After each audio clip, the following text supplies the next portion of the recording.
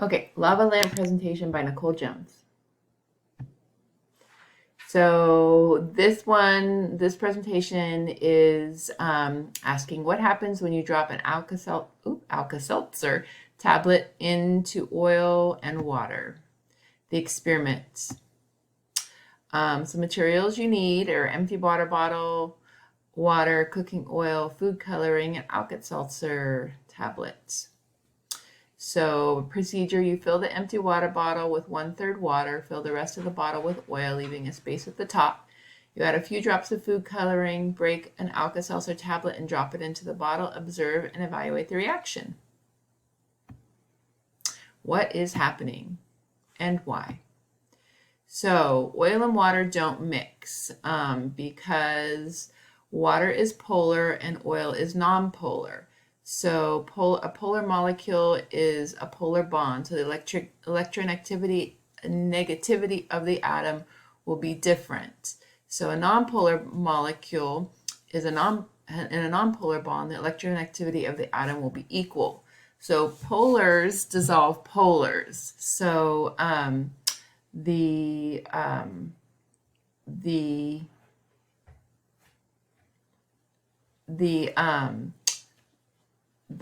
food coloring dissolved into the water, and nonpolar dissolves nonpolar. So nonpolar plus nonpolar equals a solution. So that's why the water and the food coloring could combine. So water is polar and oil is nonpolar, so those two don't mix. Water is a polar molecule. It's bent, so it has a bent shape.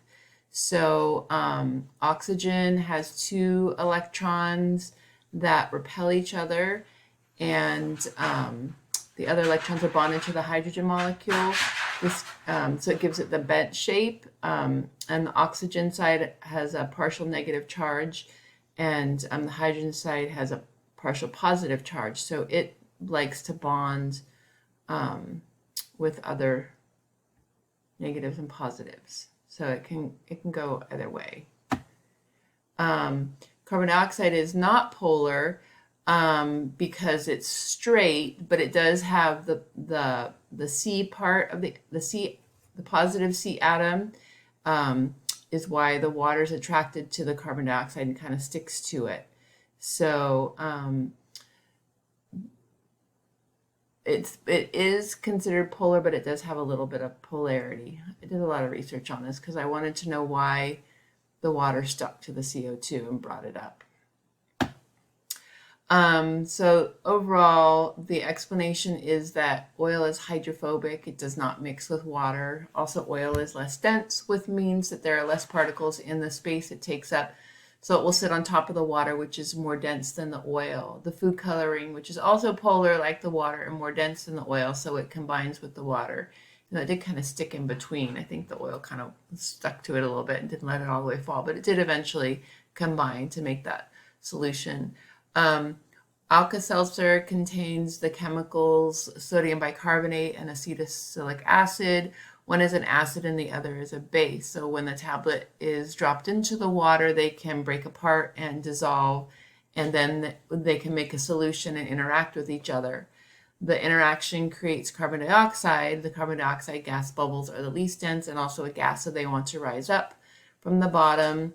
The water is reacting with that carbon dioxide, and so it sticks to the carbon dioxide. The polar molecules, like water, are attracted to other atoms, which is why the water sticks to the carbon dioxide bubbles in the experiment, carrying them to the top until they pop.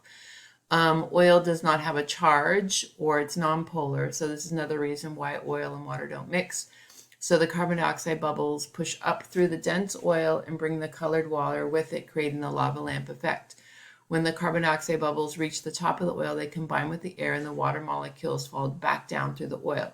Eventually, the acid and base are neutralized, meaning that the H positive ions combine with the O negative ions, and the reaction stops.